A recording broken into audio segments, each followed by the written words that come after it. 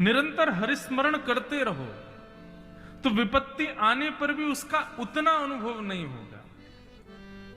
जैसे मैं कहा करता हूं कि हॉस्पिटल में कोई ऑपरेशन हो या कोई चिकित्सा गहरी करनी हो तो जो वैद्य हैं, जो डॉक्टर हैं, वो एक ऐसा इंजेक्शन लगाते हैं कि वो एरिया पूरा सुन्न हो जाता है। फिर वहां भले ही कैंची चलाएं, चाहे चाकू से काट दें, कोई दर्द नहीं होता। कैंची चलती है, चाकू चलती है, लेकिन दर्द नहीं होता। ठीक वैसे ही बंधुओं, ये भक्ति भी एक एनेस्थीसिया का इंजेक्शन है।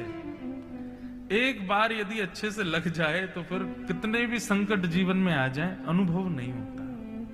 वो संकट आपको पीड़ा नहीं देते, वो कष्ट नहीं देते। और एक बात और बताएं, अपने जीवन के हर क्षण को आप ठाकुर जी के द्वारा दिया गया प्रश्न समझ करके हल करते जाओ। कई लोग कहते हैं महाराज जी मेरे जीवन में इतना कष्ट क्यों है, हमारे जीवन में मुझे लगता है कि सबसे ज्यादा पीड़ा है, विपत्ति है। भाई, कठिन परीक्षा पत्र भी उसी को दिया जाता है जो अच्छा पढ़ा लिखा बालक हो। जो बालक पढ़ता ही ना हो, जो बालक बिल्कुल पीछे ही बैठता हो, आकर के केवल ऊधम मचाता है, स्कूल केवल और केवल माता पिता के कहने से आता है, अच्छे से पढ़ाई नहीं करता, ऐसे बालक से तो साधारण प्रश्न पूछे जाते हैं। लेकिन जो बालक पढ़ने में अच्छे होते हैं, निपुण होते हैं, श्रेष्ठ होते हैं, उनसे कठिन सवाल पूछा जाता है। इसका मतलब क्या है?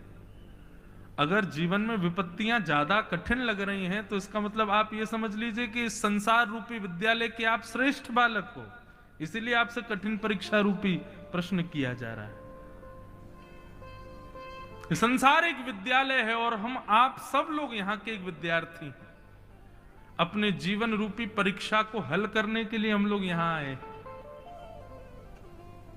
किसी के प्रश्न बड़े सरल हैं। देखो, प्रश्न तो किसी के सरल नहीं है। जो पढ़ लिख करके तैयारी रखता है उसके लिए प्रश्न आसान है, जो बिल्कुल पढ़ता ही नहीं है उसके लिए हर प्रश्न कठिन है। तो आप कहोगे महाराज जी प्रश्न आसान कैसे लगे संसार रूपी परीक्षा में?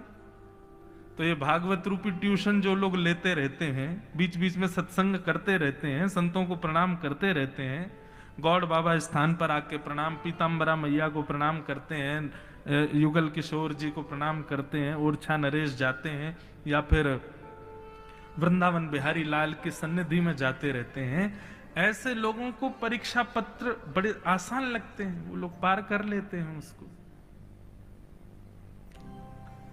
तो ठाकुर जी की शरणागति से दुख दूर नहीं होते, ठाकुर जी की शरणागति से दुख की पीड़ाएं दूर हो जाती हैं। दुख तो आता है जीवन में।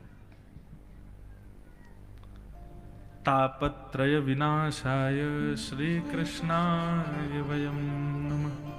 ऐसे श्री कृष्ण को हम बारंबार प्रणाम करते हैं। तो 3 गुण हैं, 3 कर्म हैं और 3 रूप हैं ठाकुर जी के।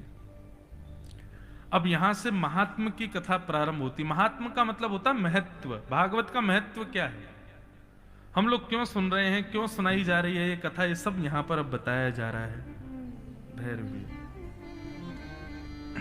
बहुत ध्यान से सुनिएगा।